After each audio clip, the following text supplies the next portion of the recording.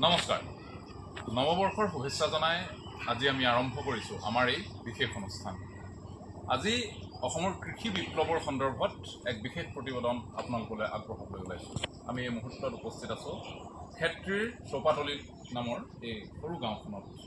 এই গাঁওখনত অমিত খোৱালা নামৰ এগৰাকী যুৱকে, খুব উদ্যমী যুৱক তেওঁ নতুন পদ্ধতিৰে, অত্যাধুনিক পদ্ধতিৰে নীৰৱে কৃষি বিপ্লৱ আৰম্ভ কৰিছে। পলি হাউচৰ তলত কেনেদৰে খেতি কৰিব পাৰি সেই বিষয়ে তেওঁ 10 জনৰ বাবে আদৰ্শ হৈ পৰিছে।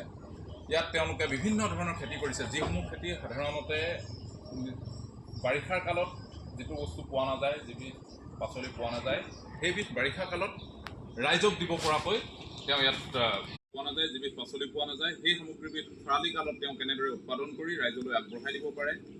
বাৰিষা কালত উৎপাদন নোহোৱা, সাধাৰণতে বাহিৰত উৎপাদন নোহোৱা শাক পাচলি